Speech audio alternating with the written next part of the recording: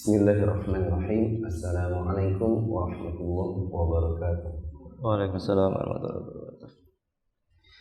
Alhamdulillahirabbil alamin. Hamdan katsiran thayyiban barakan fihi kama yuhibbu rabbuna wa yarda. Asyhadu an la ilaha illallah wahdahu la syarika lah wa asyhadu anna Muhammadan abduhu wa rasuluhu la nabiyya ba'dahu.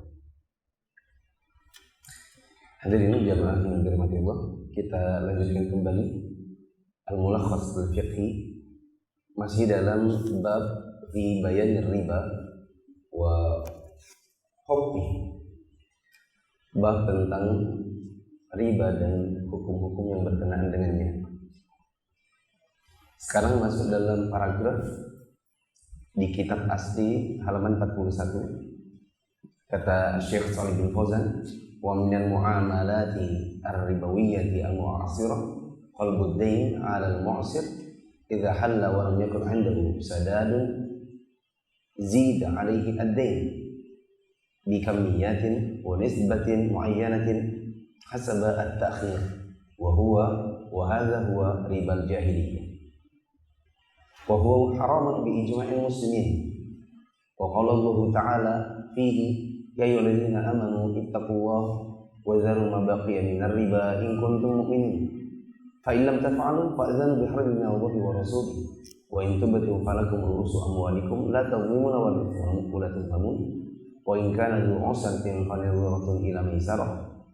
Dan selesai fa fi hadhihi al-ayati al-karimati jumlatun tahdidatun ala ta'ati hadha an-naw'i min ar-riba.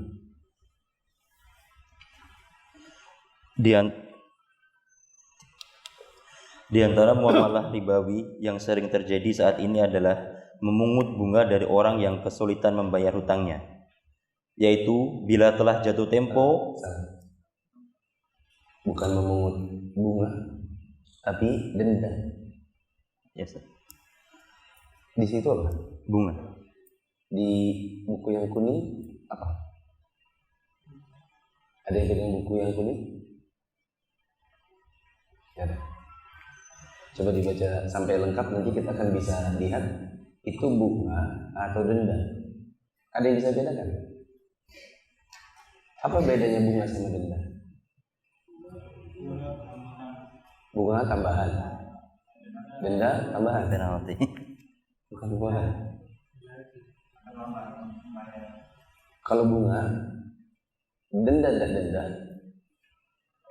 Kalau bunga, tepat waktu ataupun terlambat, Kena bunga. tak bayar. Itu kan bunga.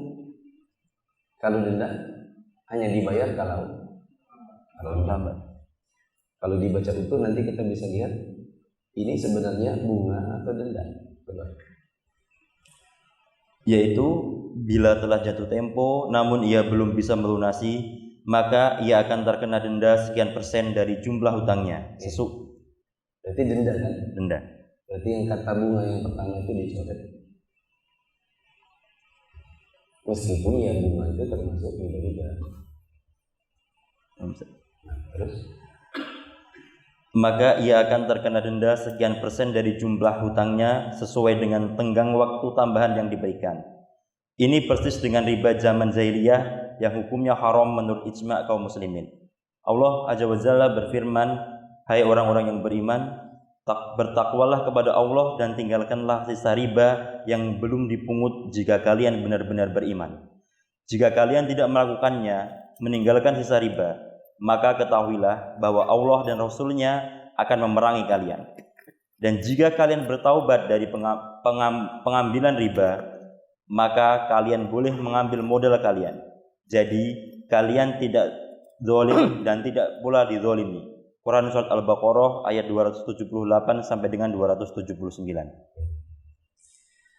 Kata penulis, di antara bentuk riba di zaman sekarang adalah apabila ada orang yang tidak mampu untuk membayar cicilan, maka dia dikenakan tambahan pada hutang. Tambahan ini disebut dengan denda, dikarenakan ketidakmampuannya untuk melunasi pada waktu yang sudah ditentukan. Dan berapa jumlah denda itu? Di sini disebutkan zida alaihi ad-dain, ditambahkan pada hutangnya dengan sejumlah uang dan prosentase tertentu yang berbanding lurus dengan waktu terlambatnya. Semakin lama terlambatnya, maka semakin besar juga tambahan ini. Dalam bahasa kita disebut dengan denda.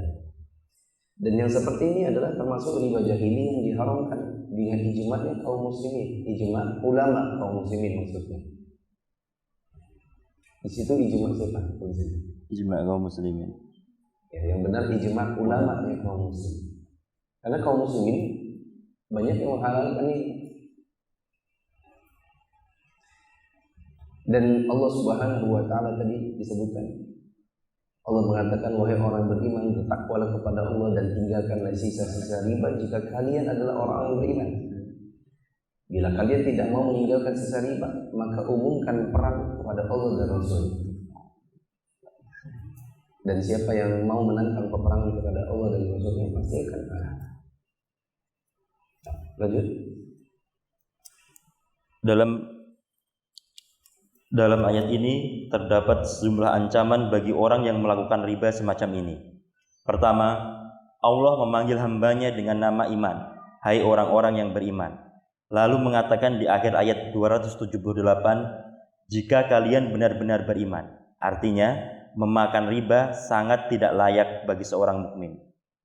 Kedua, Allah Jalla mengatakan, bertakwalah kepada Allah. Ini menunjukkan bahwa orang yang memakan riba berarti tidak bertakwa dan tidak takut kepada Allah. Ketiga, Allah mengatakan, tinggalkanlah sisa riba yang belum dipungut. Dan ini merupakan perintah untuk meninggalkan, sedangkan perintah berarti wajib. Kesimpulannya, orang yang memakan riba berarti membangkang terhadap perintah Allah. Keempat, Allah Jalla menyatakan perang terhadap orang-orang yang tidak mau meninggalkan muamalah ribawi. Allah berfirman, jika kalian tidak melakukannya, yakni tidak mau meninggalkan riba, maka ketahuilah bahwa Allah dan Rasul-Nya akan memerangi kalian. Yakni ketahuilah bahwa kalian sesungguhnya sedang memerangi Allah dan Rasul-Nya. Kelima, orang yang memakan riba disebut sebagai orang zalim, sebagaimana yang tersirat dalam firman Allah, maka kalian boleh mengambil modal kalian. Jadi kalian tidak zalim dan tidak pula dizalimi. Disebutkan di sini ada 5 keburukan bagi orang-orang yang memperlakukan denda pada utang yang dia berikan kepada orang. Di antaranya adalah ini adalah perbuatan yang tidak sesuai dengan keimanan. Meskipun tidak juga dikatakan siapa yang melakukan ini kemudian kafir. Kita sudah belajar waktu di bulan Ramadan di Al-Aqidah Al-Wasithiyah. Kita belajar ada yang namanya kamalul iman dan ada yang namanya aslul iman. Ada pokok iman dan ada penyempurna iman. Dan perilaku riba ini tidak mengeluarkan seseorang dari Islam, dari keimanan, dikarenakan ini tidak termasuk dalam pokok iman. Ini termasuk di antara pelengkap atau penyempurna iman. Maka pelakunya adalah orang yang berdosa besar. Dia dikatakan fasik, tetapi tidak keluar dari Islam. Perbuatan seperti ini tidak menunjukkan ketakwaan kepada Allah. Orang yang memungut denda pada utang, mereka adalah orang-orang yang sejatinya melanggar larangan Allah. Karena Allah mengatakan wazarul mabaqiya minar riba, tinggalkan sisa riba. Tapi kok malah diambil. Kemudian orang yang seperti ini juga ditantang perang oleh Allah. Orang demikian juga disebut dengan orang zalim, sebagaimana dalam ayat yang tadi kita baca. Selanjutnya, wa minal muamalati ar-ribawiyyati al-qardu bil faidah.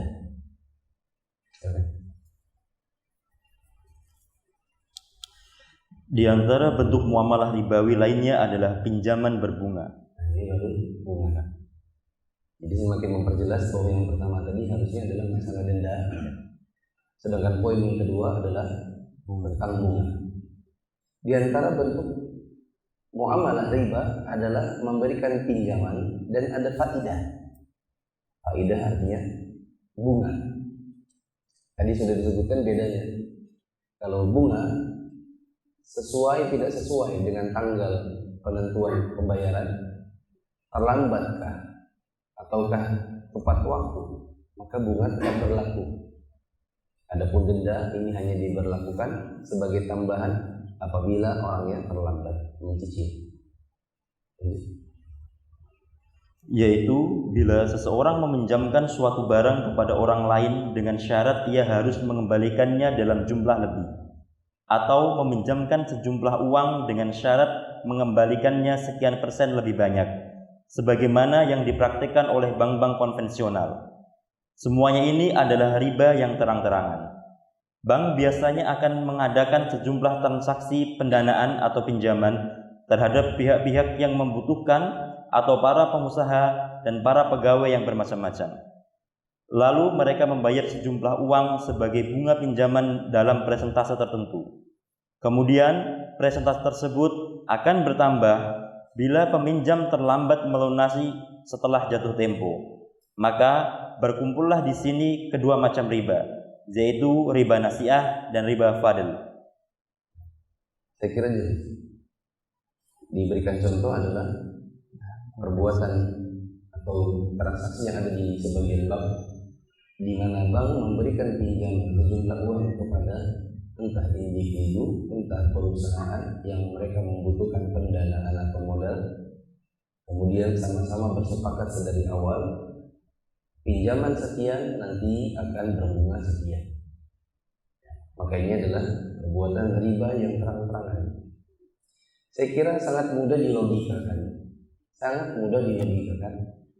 Kalau memang konvensional itu tidak apa-apa, lalu kenapa ada versi syariah? Ya, gitu aja. Kenapa kalian dulu bikin ada bank A, terus tiba-tiba kalian bikin A syariah? Itu kan secara langsung ya, bukan langsung. Secara langsung menyatakan diri bahwa yang bukan syariah berarti ya memang dari syariah. Kan gitu. Catatan, nanti harus dibedakan antara jadi pegawai sama jadi nasabah. Harus dibedakan antara kita bermuamalah dengan orang yang melakukan riba dengan kita jadi pelaku riba. Di zaman Nabi SAW adakah pelaku riba? Ada nggak zaman Nabi pelaku riba? Ada dong. Siapa? Orang Yahudi. Apakah Nabi bermuamalah dengan orang Yahudi? Tetap muamalah. Maka dari sini kita bisa lihat ada perbedaan antara jadi orang Islam dan tidak melakukan riba dengan jadi orang Yahudi dan pelaku riba. Karena ada sebagian orang yang ya, kalau kepada saya sendiri, kalau kita lihat beberapa potongan video di YouTube saya yang berhubungan dengan bank riba, dengan ini riba, itu komennya banyak begini. Wah, riba ya, kok deskripsinya ada tanam pahala, rekening donasi, bank, katanya riba. Kenapa kok banknya ada juga di situ? Gitu kan? Karena mereka tidak bisa membedakan antara menjadi pelaku riba dengan bermuamalah menjadi lawan transaksi orang yang melakukan riba. Apakah semua hal pada bank itu haram? Jawabannya tidak sih. Kita transfer uang karena kita nggak punya nomor rekening, kita datang transfer ke nomor rekening si fulan dan kita tidak punya nomor rekening yang sama, kita diberlakukan biaya transaksi misalnya 6.500, itu akadnya adalah akad sewa, bukan akad riba, akad jasa. Dan transaksi dengan bank dalam hal yang seperti itu halal. Terus yang mana yang riba? Contohnya penanaman modal, bunga harian di pasar dengan mitra usahanya masing-masing bank-bank itu yang haram. begitu. Oh berarti jadi pegawainya bagaimana? Kamu bisa bedakan nggak? Atau bisa nggak kamu memisah-misahkan, oh ini yang halal, ini yang riba? Kalau dia bilang nggak bisa, itu sudah satu paket pekerjaan, itu jadi masalah. Lanjut. Salah satu muamalah ribawi lainnya ialah yang terjadi di bank dengan istilah deposito berjangka, yaitu simpanan tetap dalam jangka waktu tertentu yang mendapat bunga.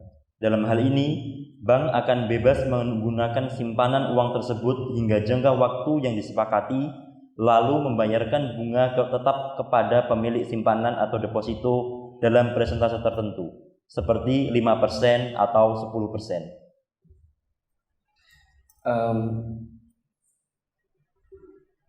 Kalau kita ke bank, alhamdulillah ada. Kalau kita ke bank, coba dijawab. Kita nitip uang, ataukah kita menghadiahkan uang, ataukah kita menghutangkan uang? Yang mana ini? Menghutangkan uang. Yes, yang sudah sering kajian ya sudah tahu itu menghutangkan.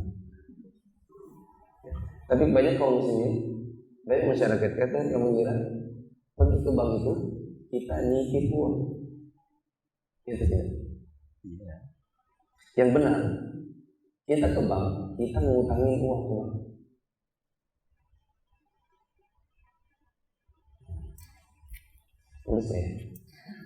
Enggak saya. Kalau kita pergi ke bank, menyetorkan sejumlah uang, itu sejatinya adalah kita sedang menghutangkan uang ke bank. Bisa dilihat dari satu, uang yang kita kasih, uang itu nanti akan kita ambil sejumlah yang sama, tapi bukan dengan uang yang itu juga. Ya tidak. Ini nasabah.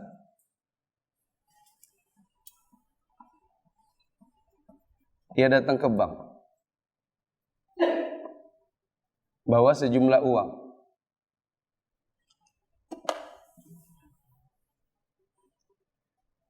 Apakah ini nitip?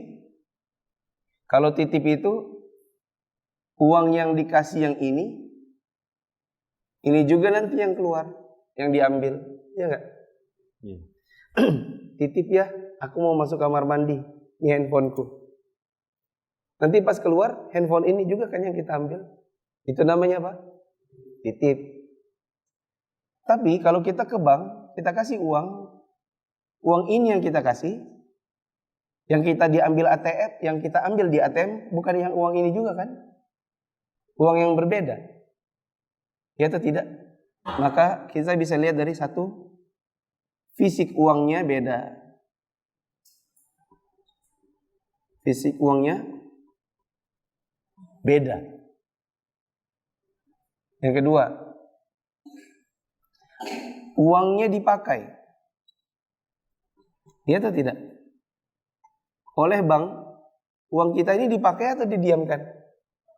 Dipakai. Buat apa? Buat modalnya pedagang. Ya kan? Buat pembiayaan KPR, pembiayaan mobil. Ya kan? Dan lain-lain. Berarti uang kita dipakai. Kalau kita kasih uang kepada seseorang, uang itu dipakai lalu diganti, itu namanya apa? Minjemin duit alias ngutangin. Jadi uangnya dipakai dan diganti. Itu namanya ngutang.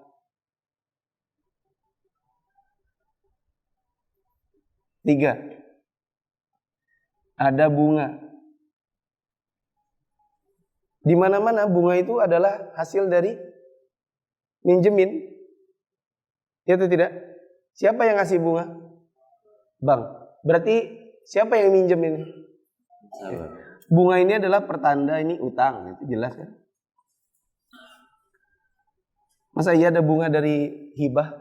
nah kamu kuhibahkan tapi beri aku bunga. Kan enggak ada kayak gitu. Bunga itu berlaku pada apa? Utang. Siapa yang kasih? Yang kasih bunga ini adalah bank.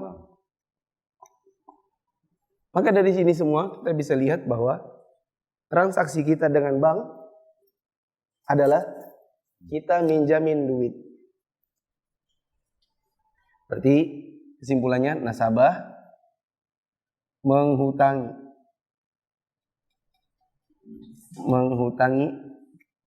bank.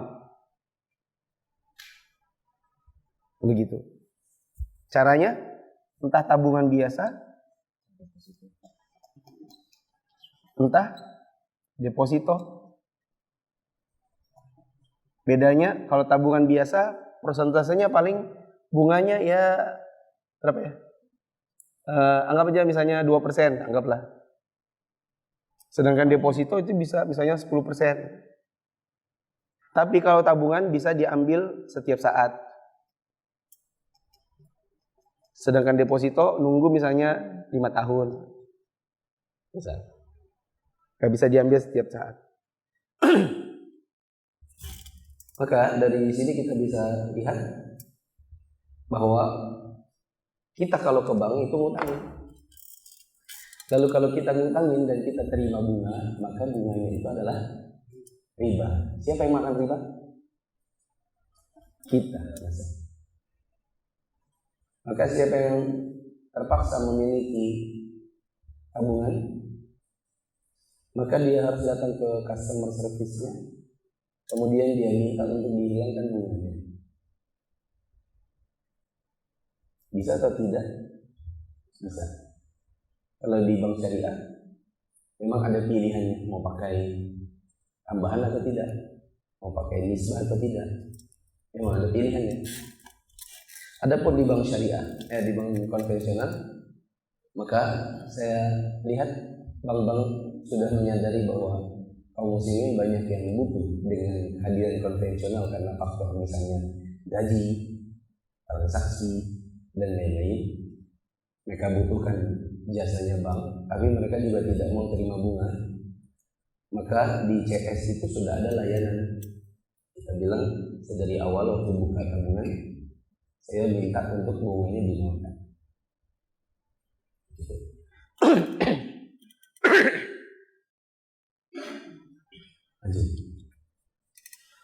Di antara muamalah ribawi lainnya adalah jual beli dengan cara ainah, yaitu bila seseorang menjual barang kepada orang lain dengan harga tempo, lalu ia membeli kembali barang tersebut dengan harga kontan yang lebih murah.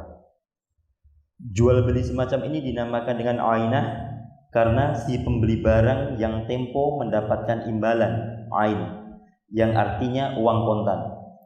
Jual beli dengan cara ini hanyalah trik untuk mendapatkan riba. Jual beli dengan cara ini hanyalah trik untuk mendapatkan riba. Muamalah seperti ini telah dilarang dalam banyak hadis dan atsar.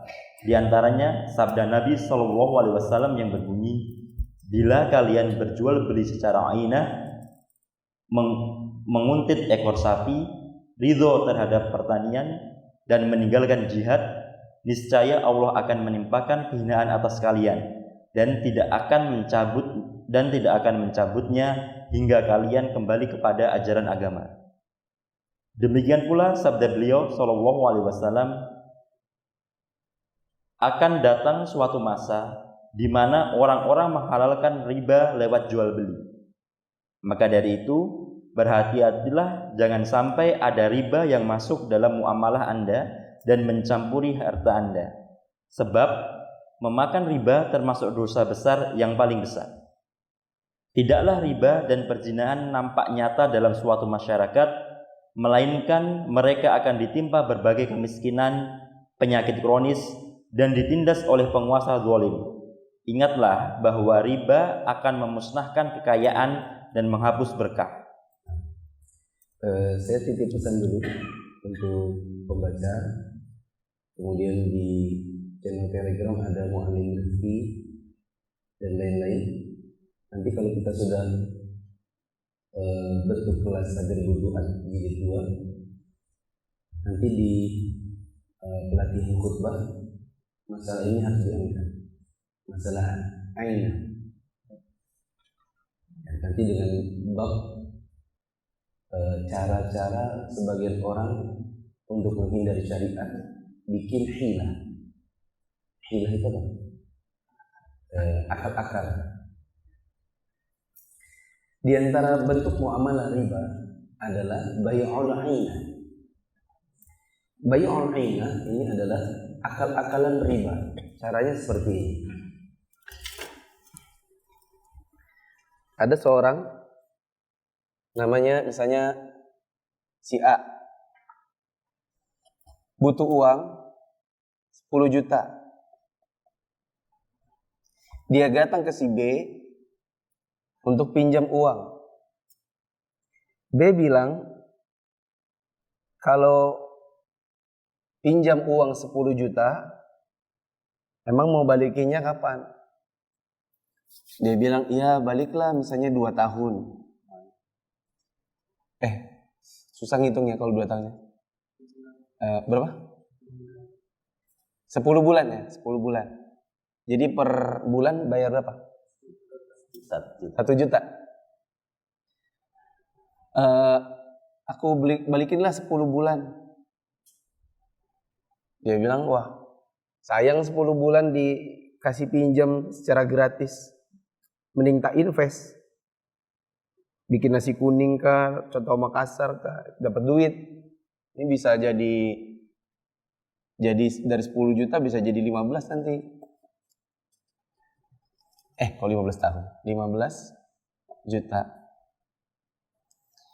Nah, terus si B bilang, gini aja.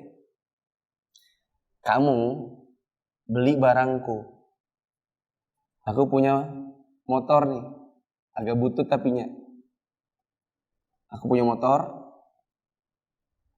Kamu beli. Si A bilang, lah aku kesini aja gak punya duit, mau pinjam duit, masa disuruh beli barang?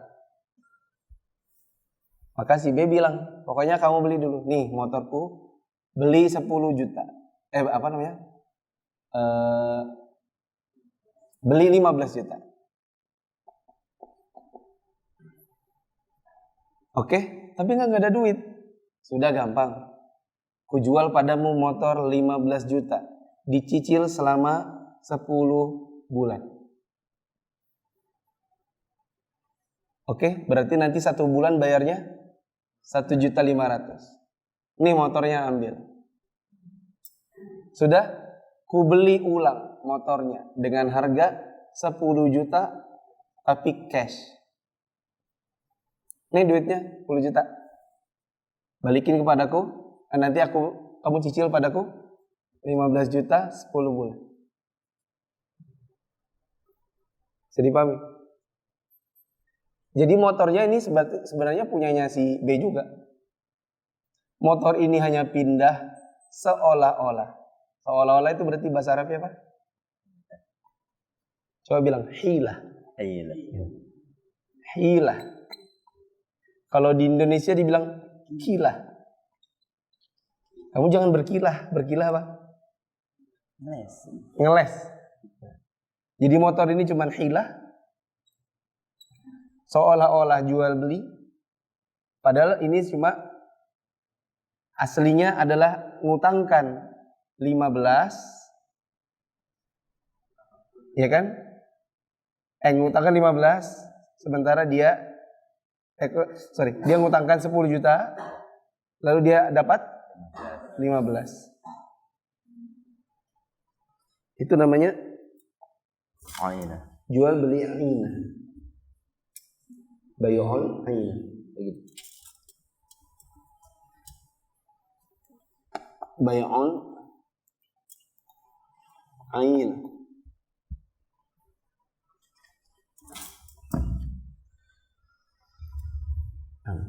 Berarti di sini ada kesimpulan atau ada beberapa model.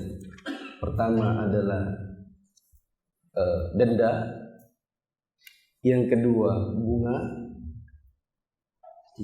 Yang ketiga model deposito, tapi sebenarnya itu mirip-mirip saja, hanya beda produk tapi sama saja bentuknya, yaitu tentang bunga. Dan yang ketiga adalah aina, yaitu jual beli akal-akal, pura-pura jual beli padahal sebenarnya utang tangan. Lanjut. Allah begitu keras mengancam orang yang memakan riba dan menganggap perbuatan ini sebagai perbuatan paling keji dan dosa terbesar. Allah juga menjelaskan hukuman yang akan menimpa para pemakan riba baik di dunia maupun di akhirat. Dia mengatakan bahwa orang itu sedang memerangi Allah dan Rasul-Nya. Hukuman pemakan riba di dunia adalah mencabut keberkahan hartanya dan menjadikan kekayaannya cepat habis. Alangkah seringnya kita mendengar orang yang ludes kekayaannya akibat kebakaran, banjir, dan sebagainya hingga ia jatuh miskin.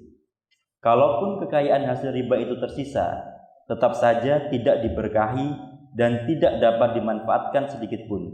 Bahkan para pemakan riba itulah justru yang dibikin repot menanggung hisab dan merasakan siksa riba.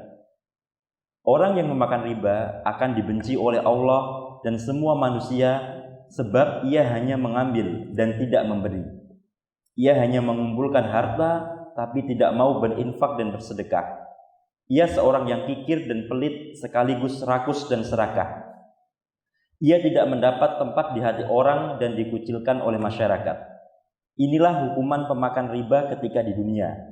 Sedangkan di akhirat nanti hukumannya lebih kekal dan mengerikan, sebagaimana yang telah Allah jelaskan dalam kitabnya.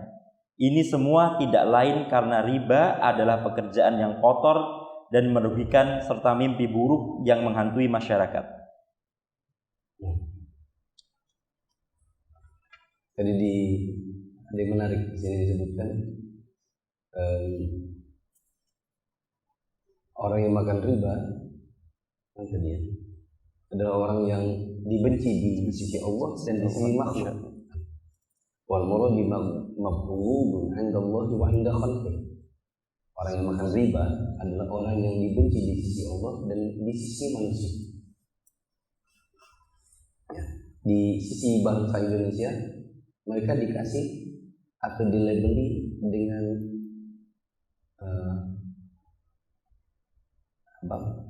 dilabeli dengan kata-kata apa itu? Lintah darat. Ya kan? Ya. Kenapa dia tidak dinamakan misalnya kupu-kupu cantik? Ya kan? Kenapa dinamakan lintah? Pengisap darah. Ya kan? Dari ini saja kita sudah bisa lihat bahwa konotasinya itu negatif atau positif. Negatif. Ini kalau bahasa Indonesia kita belajar apa ya? Lintah darat ini. Kalau di bahasa Inggris idiom. Misalnya apa ya? Majas kan? Bukan majas ya? Ya inilah apa namanya?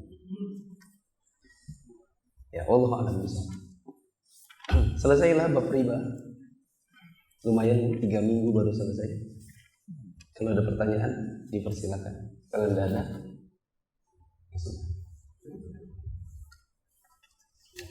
berkaitan sama yang kemarin, ada seorang yang di jalan, lalu dia ingin beli emas, sementara dia tidak bawa uang, boleh tidak? Temannya suruh bayarin dulu nanti diganti. ya. Pertanyaan bagus. Kita umroh, semoga nanti kapan-kapan umroh bareng. Amin. Tapi tidak sama saya. Yang penting sunnah. Kita pergi umroh. Satu orang itu nggak sempat tukar real. Atau ini, si merah sama biru. Mungkin jamaah umroh bareng berdua nih kemana-mana. Temenan. Si merah tidak sempat tukar uang. Dia nggak punya real. Kemudian suatu ketika jalan bareng, Ada barang bagus tuh. Ya, biasanya kalau ibu-ibu yang dilihat itu emas-emas. Tapi nggak punya uang rial. Maka dia bilang sama bini, bisa kamu di kami itu? Kamu ada uang real? Ada.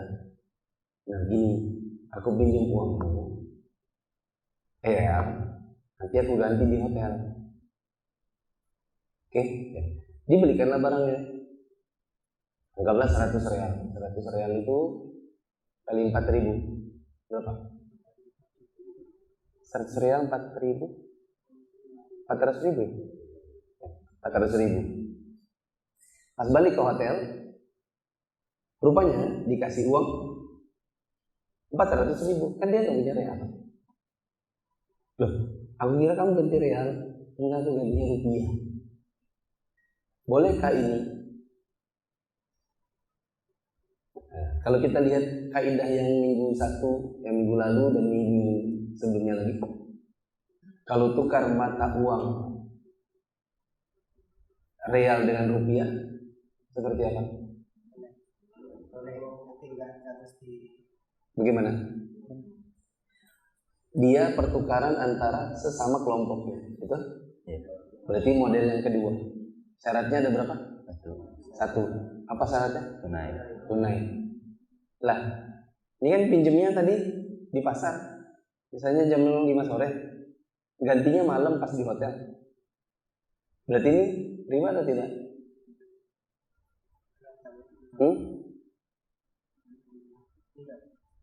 Riba atau tidak? Ada yang mengatakan riba, soalnya itu kan tukar menukar uang, tapi ada tenggat waktu, nggak tunai berarti. Dikarenakan realnya diterima di sore hari, sementara rupiahnya dibayar malam hari. Ada yang bilang nggak riba, Ustaz. Kenapa? Soalnya kan harinya masih hari yang sama.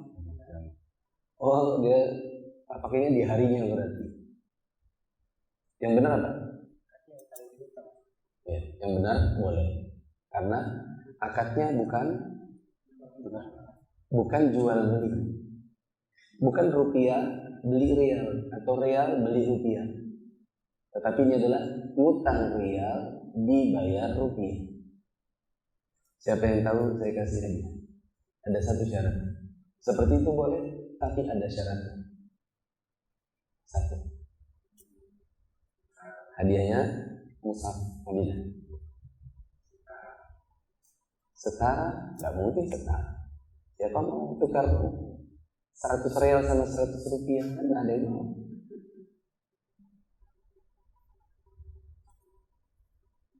Ayo.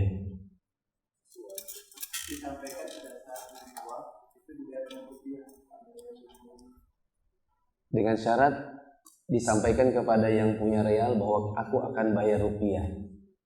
Nah, itu bukan syarat. Soalnya tadi dalam kasus yang saya contohkan, si merah itu tidak ngomong sama biru bahwa dia punya real. Sampai di hotel baru dikasihnya uang rupiah, baru dia ditanya, loh, aku kira bayarnya real. Enggak, aku udah punya real, aku udah punya rupiah aja. Tidak ada tambahan.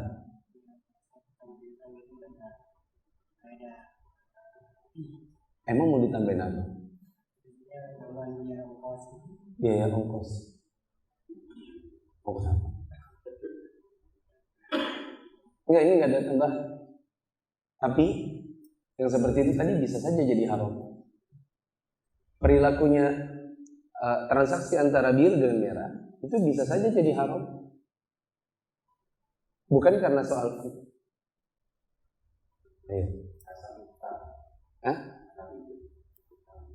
syaratnya berarti apa? Ikhlas.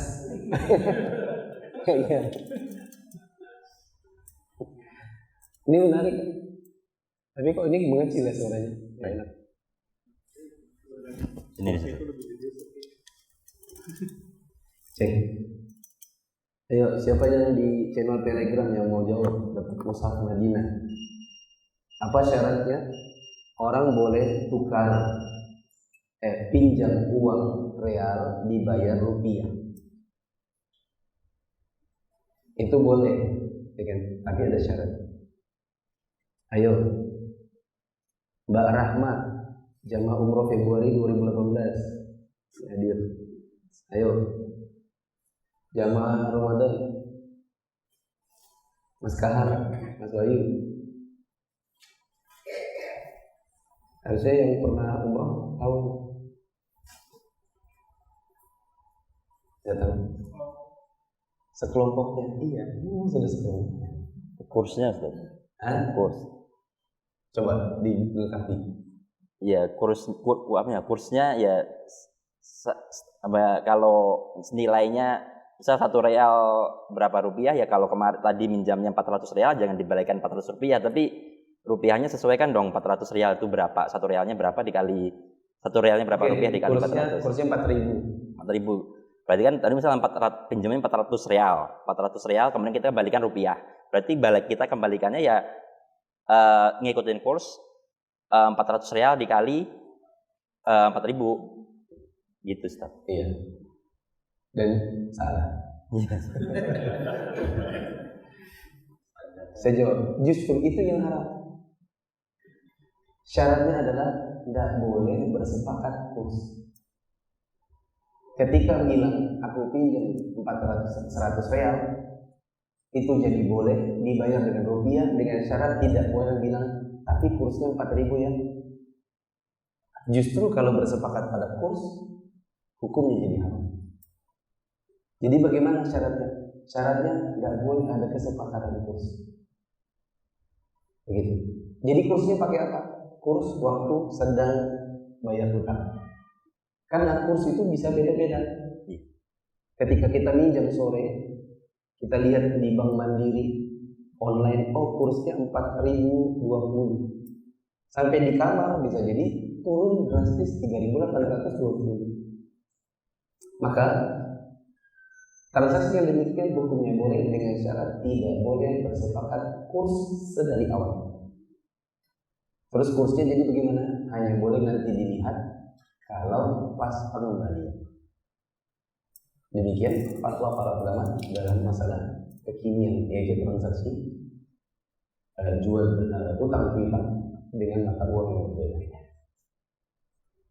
Begitu. Tapi untuk bagus, sudah mengarah ke arah jalan yang benar, meskipun tetap salah, yaitu soal kurs. Hadiahnya boleh. Ya, kalau sapi itu misalnya karena dia senang dibantu, terus dia kasih tambahan, tapi nggak ada kesepakatan berapa. Karena tadi dengan bantuan itu nggak kasih tambahin 100.000 misalnya. Ya. Tadi kan utang real 100, dibayarnya 400.000, dilebihinya lagi. Nah, karena kamu tadi sudah bantu aku kasih roti 7 days 2 minggu. Bolehkah? Jawabannya boleh apabila tidak ada kesepakatan sedari awal. Dan begitulah yang namanya hutang piutang. Kalau mau ditambahkan boleh selama tidak ada kesepakatan. Nabi SAW pernah utang unta untuk dipakai sebuah keperluan. Setelah selesai keperluan itu, waktu pengembaliannya unta mau disesuaikan dengan yang waktu itu dipinjam. Maka Nabi suruh sebagian sahabat untuk ke pasar dan cari unta yang semisal. Pulanglah yang diutus, dia mengatakan, ya Rasulullah, di pasar tidak ada unta kecuali yang lebih besar, yang lebih mahal.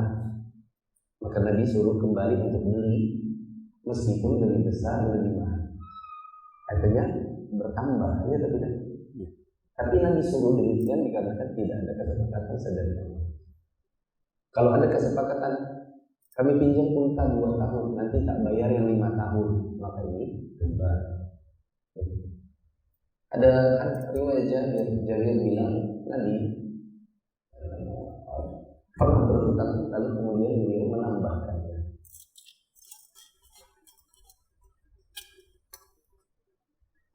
Begitu. Minggu lalu ada pertanyaan dan alhamdulillah beliau nggak ada. Beliau bertanya, Ustaz, berarti waktu itu masih ada tulisan yang di sini ya, yang minggu lalu.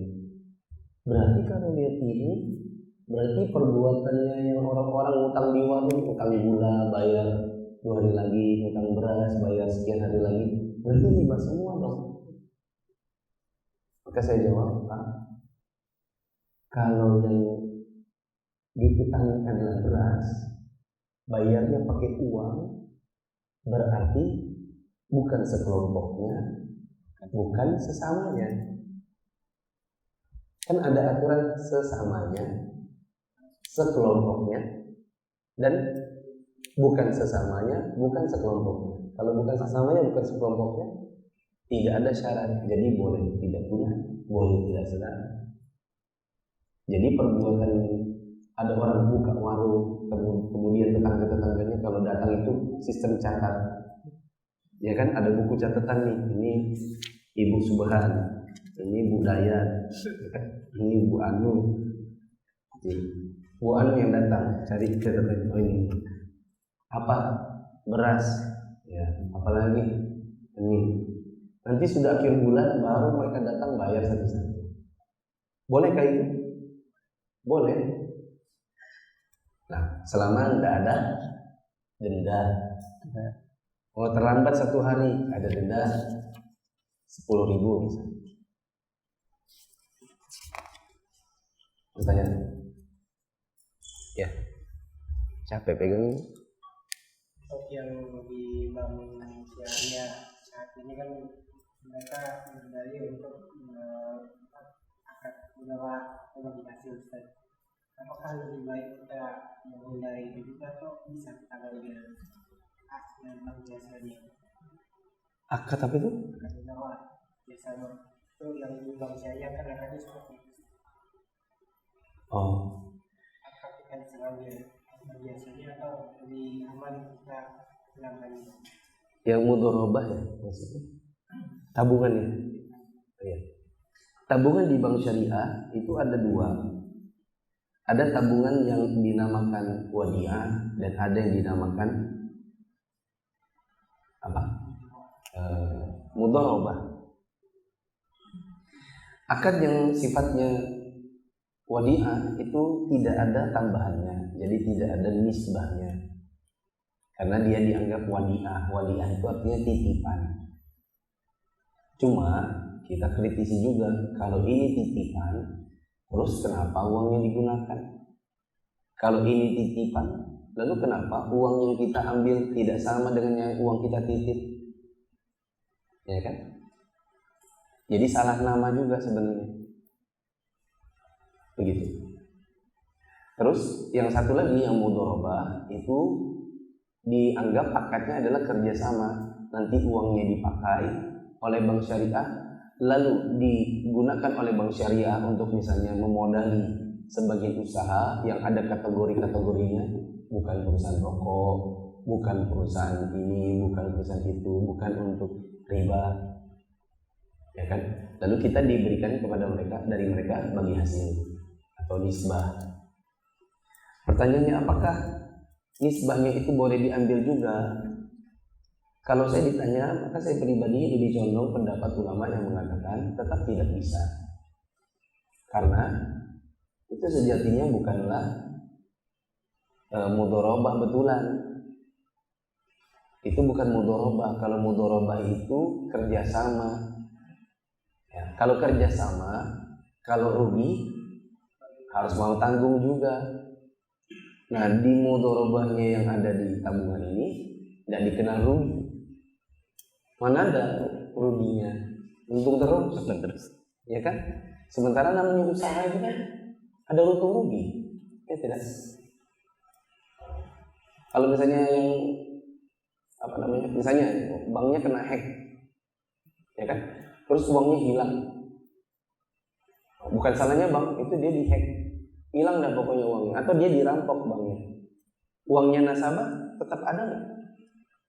Tetap terjamin nggak? Makanya dia ikut LPS, lembaga penjamin nasibah, ya kan? Berarti kan uangnya nasabah itu selalu utuh, nggak pernah rugi. Kan nggak ada bank bikin rapat sama nasabah. Hari ini kita setelah kecolongan uangnya jadi hilang sekian miliar, ya bapak ibu harap bersabar, ini ujian. Tidak ada. Kan semuanya aman, tenang, meskipun kecolongan uang bapak aman semua, karena sudah diasuransikan. Ini sejatinya bukan mudharabah juga. Mudharabah itu, Subhan, saya punya usaha nih, roti, mau nggak tanam modal? Udah, tanam modal. Mau Subhan, roti saya kebanjiran, jadi uang kita hanyut, kok hangus semuanya. Jangan marah ya, kan namanya juga bencana alam, kan gitu. Berarti antum harus mau rugi juga. Nah, kalau ada usaha kerjasama, kok hanya tahu untung nggak tahu rugi, itu namanya utang, bukan kerjasama modal. Jadi kalau saya pribadi nggak diambil. Kalau perlu langsung saja pilih yang versi wadiah, meskipun dia salah nama. Tanya.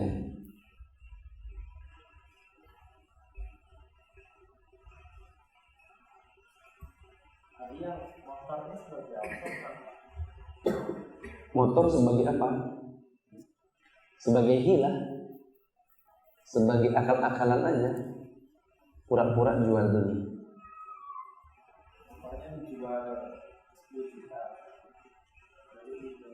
Sini, maju.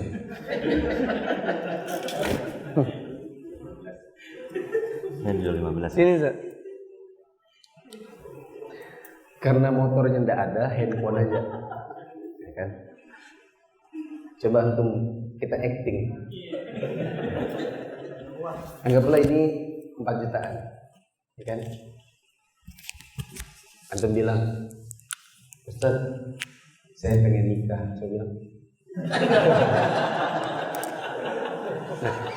Ustaz, saya mau nikah, saya butuh uang 5 juta. Bolehkah Ustaz, saya dipinjami uang? Gak apa. Ini kalau dalam pendidikan namanya sentra peran, bermain peran.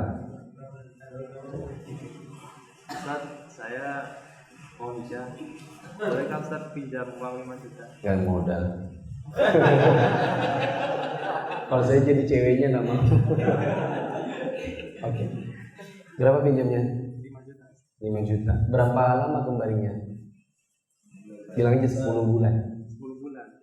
10 bulan. Kalau 10 bulan kok berarti per bulan 500 ya. Kayaknya kalau 5 juta 10 bulan berat ya. Kalau antum mau, kita transaksi jual beli aja. Oke? Ini, saya punya handphone. Ini tak hargai 7,5 juta. Antum beli, antum bayarnya kredit selama 10 bulan. Jadi dia bayar 750.000 per bulan. Oke? Kita transaksi ya. Saya jual pada antum handphone saya 7,5 juta. Oke? Nah, ini saya punya uang 5 juta. Saya beli kepada antum handphone saya kembali 5 juta cash. Oke? Nah, 5 juta saya minta, saya beli handphonenya. Sudah? Nah, berarti antum sekarang sudah dapat 5 juta. Tapi antum punya utang 7,5. Paham? Ya, kalau nikah aja baru paham. Nah, jadi tadi fungsi handphone ini berarti apa? Cuma akal-akalan aja. Kan antum nggak punya handphone juga tadinya, ya kan? Yang penting antum terima uang bukan dengan kupinjam bukan 5 juta bayar 7,5. Kan kita nggak bilang utang piutang 5 juta bayar 7,5. Oh, berarti Kita ngomongnya jual beli. Ku jual handphone bayar cicil 7,5. Ku beli ulang 5 juta. akal-akalannya saya balikan handphonenya itu kan. Iya, kan handphonenya yang kembalikan. Jadi handphone ini cuma perlambang saja, pura-pura jual beli handphone.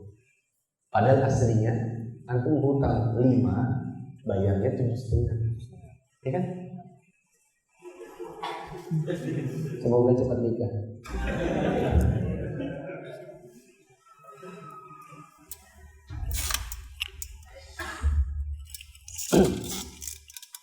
Tapi saya mau kasih wasiat untuk bujang. Ini serius nih, bujang, saya bujang, betul, ya kan? Bujang. Semoga kita cepat dapat jodoh. Amin dulu. Wasiat saya begini, jangan celakakan diri antum dengan membiayai biaya pulang. Jangan celakakan diri antum dengan mencoba-coba membiayai pernikahan di luar dari kesanggupan. Saya sudah dapati ada sebagian ikhwan yang dulunya kajian itu paling depan, sekarang terlilit utang sana utang sini sehingga dia malu datang pengajian. Dimulai dari mencoba-coba pura-pura kaya. Setelah lamaran ditantang, nanti maharnya ini, maharnya itu, nikahnya di sini, di situ. Lalu dia memaksakan untuk pinjam ke beberapa orang untuk membiayai pernikahan yang sejatinya di luar dari kesanggupan. Akhirnya terlilit hutang. Lalu untuk membayar hutang pada yang sebelumnya dia cari pinjaman-pinjaman. Sampai hari ini sudah berapa tahun berarti? Ada 3 tahun sejak dia menikah. Sampai hari ini saya masih dengar saja dia pinjam sana pinjam sini secara random meskipun nggak kenal.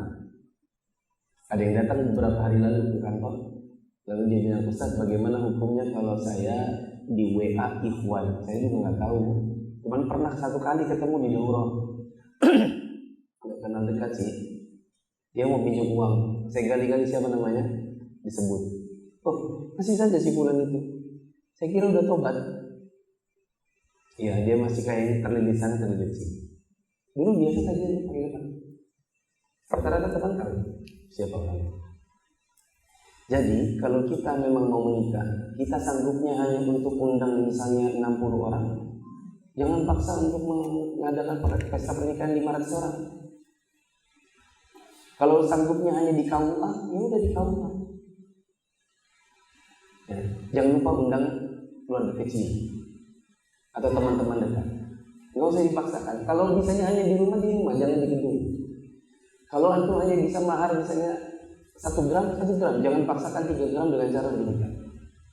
Bilang sama perempuan yang mohon maaf, saya hanya sanggup untuk biaya pernikahan karena saya juga masih menabung. Saya kalau boleh menawar, saya hanya sanggup mahar 2 gram dan saya sanggup biaya pernikahan hanya untuk 50 orang. Jangan celakakan diri untuk pura-pura di depan si perempuan adalah orang berduit padahal tidak. Nanti akan sangat susah belakang hari. Dan jangan gengsi. Oh, temanku ada yang nikahnya di sini kok aku tidak bisa. Tidak apa-apa, nikahnya ibadah.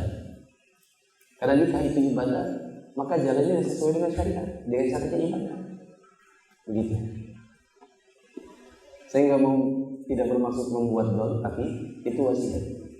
Karena ternyata ada sebagian teman-teman yang ujung-ujungnya terlilit utang sana utang sini, gali lubang tutup lubang, dimulai dari biaya pernikahan yang dia paksa. Jadi pertanyaan.